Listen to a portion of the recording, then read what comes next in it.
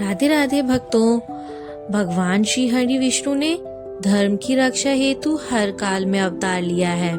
वैसे तो भगवान विष्णु ने अनेक अवतार लिए हैं, लेकिन उनमें से 10 अवतार ऐसे हैं जो प्रमुख रूप से स्थान पाते हैं।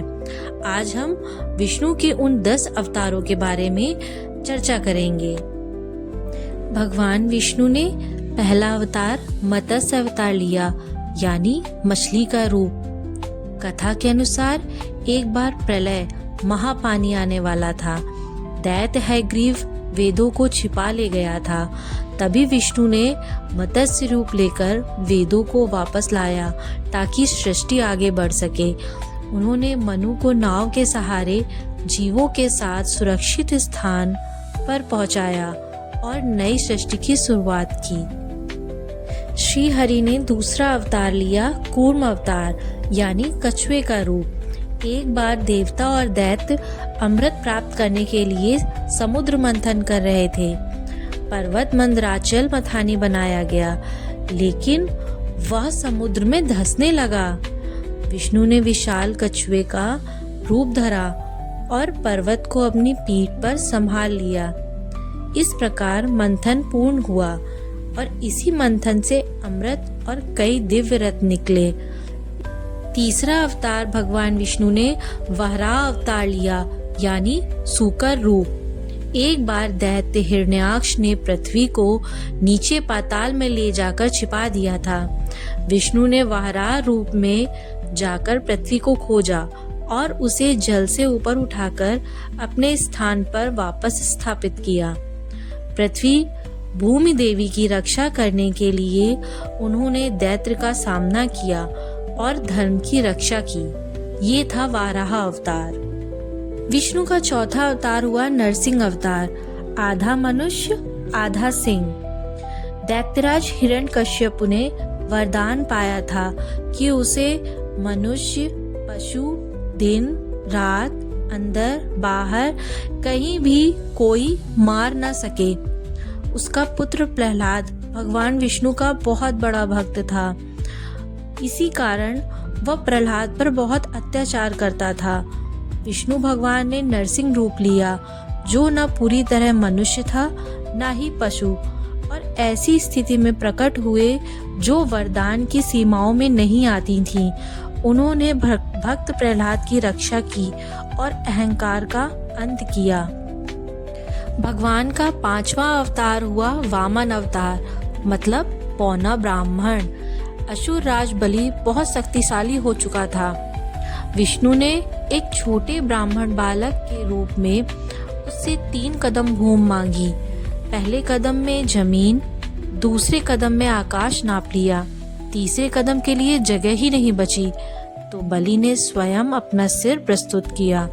इससे उसका अहंकार शांत हुआ और संतुलन बहाल हुआ।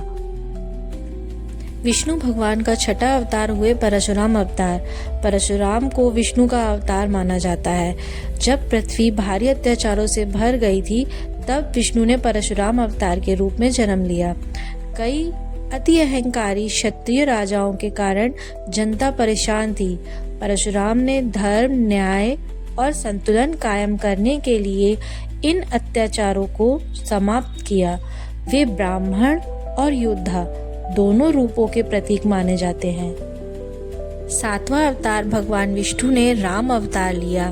रामायण के नायक, आदर्श पुरुष, आदर्श राजा और मर्यादा के प्रतीक कहलाए प्रभु राम। उन्होंने रावण के अत्याचारों से लोगों को मुक्त किया। वनवास, सीता की खोज और युद्ध, इन सब के दौरान उन्होंने सत्य, धैर्य और कर्तव्य निभाया। राम राज्य को आदर्श शासन का प्रतीक माना जाता है। प्रभु के 8वें अवतार हुए श्री कृष्ण अवतार। श्री कृष्ण बचपन से ही कई असुरों द्वारा बनाई गई विपत्तियों से लोगों की रक्षा करते रहे। कंस का अंत किया। श्री कृष्ण ने महाभारत काल में संकट को सुलझाने और धर्म पुनर्स्थापित करने के लिए अवतरण लिया। श्री कृष्ण ने महाभारत युद्ध में अर्जुन को गीता का उपदेश दिया, जिसमें जीवन, कर्तव्य और कर्म के सिद्धांत बताए गए हैं। भगवान का नवा अवतार हुए बुद्ध अवतार। विष्णु ने बुद्ध के रूप में अवतार लेकर लोगों को अहिंसा, करुणा और संतुलन का मार्ग दिखाया। उस समय पशु बलि और अनावश्यक हिंसा बढ़ रही थी, जिसको उन्होंने रोका। लोगों को अति भोग और अति त्याग दोनों की जगह मध्यम मार्ग अपनाने को प्रेरित किया बुद्ध ने। विष्णु का 10वां अवतार है कल्कि अवतार, भविष्य। यह अवतार भविष्य में कलयुग के अंत में प्रकट होंगे।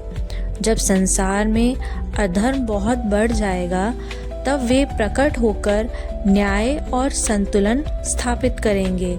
इसके बाद नई सतयुग जैसी शांति का युग शुरू होगा, ऐसा पुराणों में कहा गया है। भगवान विष्णु के 10 अवतार यह सिखाते हैं कि धर्म, सत्य और न्याय की स्थापना के लिए समय समय पर ईश्वर अवतार लेते हैं। प्रत्येक अवतार से हमें जीवन के महत्वपूर्ण सबक और प्रेरणा मिलती है। ओम नमो भगवते वासुदेवाय। भक्तों, अगर आपको मेरी यह दी गई जानकारी अच्छी लगी हो तो कृपा करके मुझे सपोर्ट करें। राधे राधे।